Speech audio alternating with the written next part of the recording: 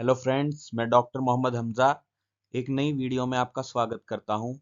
आज हम national tuberculosis elimination programme यानी एनटीपी से रिलेटेड हाई यील्ड एमसीक्यूज को डिस्कस करेंगे। पिछली वीडियो में हमने इसी प्रोग्राम को डिटेल में डिस्कस किया था, तो शुरू करें। क्वेश्चन नंबर 1, एनटीपी यानी नेशनल ट्यूबरकुलोसिस एलिमिनेशन प्रोग्राम को पहले किस नाम से जाना जाता था? Option A national TB programme, option B RNTCP, option C end TB programme और option D revise TB scheme. आपको याद होगा तो हमने इसको डिस्कस किया था। तो इसका करेक्ट ऑप्शन ऑप्शन बी है, यानी एनटीपी को पहले RNTCP revised national tuberculosis programme के नाम से जाना जाता था। फिर इसको एनटीईपी में कन्वर्ट कर दिया गया था 2020 में। Question number 2, TB was declared a notifiable disease in India. India में टीबी को एक नोटिफाइबल डिसीज कब घोषित कर दिया गया था? Option A 2006, option B 2010, option C 2012 या ऑप्शन डी 2014। ऑप्शन सी इसका करेक्ट आंसर हो जाएगा। 2012 में इसको एक नोटिफाइबल डिसीज इंडिया ने डिक्लेयर कर दिया था। Question number 3, DOTS stand for यानी डॉट्स का फुल फॉर्म क्या है? Option A direct oral treatment strategy, या option B directly observe therapy scheme, या option C directly observe treatment short course, या option D direct observation treatment system. Correct answer इसका हो जाएगा option C, directly observe treatment short course इसकी full form होती है dots की। Question number 4, most preferred initial diagnostic test for pulmonary TB under NTEP. NTEP programme के तहत pulmonary TB को डायग्नोस करने के लिए सबसे अहम टेस्ट कौन सा है? ऑप्शन ए चेस्ट एक्सरे, या option B sputum culture, option C Mantoux test, option D CB NAAT या ट्रू नाथ। ऑप्शन डी इसका करेक्ट आंसर हो जाएगा। सीबी नाथ या ट्रू नाथ जो है, इसके जरिए इसकी कंफर्मेटरी डायग्नोसिस हो जाती है। 5, CB NAAT primary detects resistant to, यानी ये जो टेस्ट है ये कौन से ड्रग के रेजिस्टेंस को चेक करने के लिए किया जाता है? ऑप्शन है आइसोनियाजिड, इथम्ब्यूटाल, पायराजाइनामाइड या रिफेम्पसिन। आपको याद होगा तो ऑप्शन डी इसका करेक्ट आंसर है। रिफेम्पसिन का जो रेजिस्टेंस होता है उसको चेक करने के लिए ये परफॉर्म किया जाता है।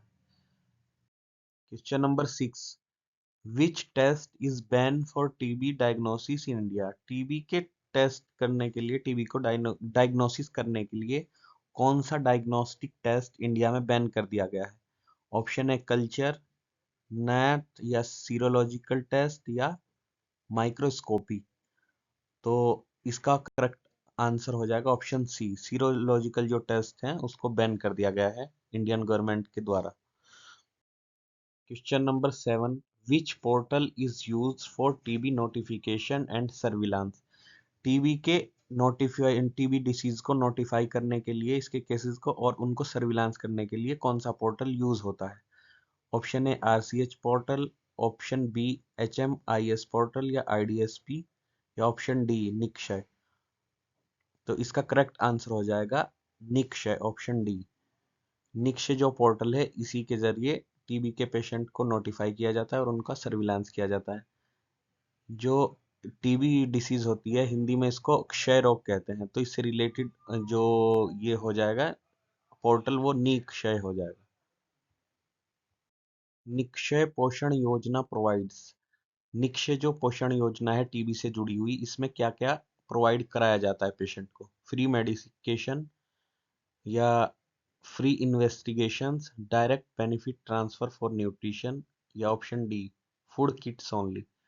ऑप्शन सी इसका करेक्ट आंसर हो जाएगा डीबीटी यानी direct benefit transfer for nutrition. इसी के जरिए टीबी के पेशेंट्स को जो राहत सामग्री या उससे जुड़ी हुई जो उसको पैसे दिए जाते हैं पर मंथ के हिसाब से, वो निक्षय पोषण योजना के तहत प्रोवाइड किए जाते हैं, जिसको डीबीटी फॉर न्यूट्रिशन के नाम से जाना जाता है। Question number 9, रिफेम्पसिन resistance testing is mandatory for. रिफेम्पसिन के जो रेजिस्टेंस है वो कौन से केस में मैंडेटरी है? Only MDR TB patient, only multi drug resistant के जो टीबी केसेस हैं उनमें, या ऑप्शन बी रीट्रीटमेंट के जो केस हैं, दोबारा से इलाज ले रहे हैं, एक बार उनको टीबी हो गया था उनको, या एचआईवी के टीबी के पेशेंट है जो जिनको एचआईवी भी है और टीबी भी है उनके लिए, या option D all TB patient. तो जैसा हम आपको याद होगा हमने डिस्कस किया था, ऑप्शन डी इसका करेक्ट आंसर हो जाएगा। टीबी के जो भी मरीज आता है उसको रिफेम्पसिन रेजिस्टेंस का टेस्ट करना ही जरूरी होता है हर पेशेंट के लिए। Question number 10, which drug is a newer anti tubercular drug used in MDR TB. Multi drug resistance TB के जो केसेस हैं उनमें कुछ नई दवाई यूज की जा रही है, एंटी ट्यूबरकुलर ड्रग्स। तो उनमें से इनमें से कौन सी वो ड्रग है जो न्यूअर एंटी ट्यूबरकुलर ड्रग है? ऑप्शन ए स्ट्रेप्टोमाइसिन, ये तो होगा नहीं, बहुत पहले से यूज हो रही है टीबी के केसेस में। लिंजोलिड, ये भी पुरानी ड्रग है। बेडाक्विलिन या एथियोनामाइड। तो ऑप्शन सी इसका करेक्ट आंसर हो जाएगा। बेडाक्विलिन इसकी न्यूअर एंटी ट्यूबरकुलर ड्रग है। इसके अलावा दो और एंटी ट्यूबरकुलर ड्रग हैं, डेलामानिड और प्रेटोमानिड। ये दो ड्रग भी एंटी ट्यूबरकुलर ड्रग हैं जो अभी अभी इंट्रोड्यूस की गई हैं। Question 11, end TB strategy was approved by WHO in. कौन से साल में एंड टीबी स्ट्रेटजी जो है डब्ल्यूएचओ के द्वारा शुरू की गई थी? Option A 2010, option B 2012, option C 2014, option D 2016। Option C इसका करेक्ट आंसर हो जाएगा। 2014 में ये स्ट्रेटजी डब्ल्यूएचओ ने इंट्रोड्यूस की थी। Question number 12, dot provider can be. TB का जो इलाज चलता है यानी direct observe treatment short course, जिसको डॉट के नाम से जानते हैं, उसको प्रोवाइड कराने वाला कौन होता है? ओनली डॉक्टर, या ऑप्शन बी ओनली नर्सेज, या option C only health workers, या option D any trained health और नॉन हेल्थ वर्कर। तो इसका करेक्ट आंसर हो जाएगा ऑप्शन डी, कोई भी ट्रेंड नॉन हेल्थ वर्कर भी इसको डॉट प्रोवाइडर बन सकता है। तो आज की वीडियो में इतना ही।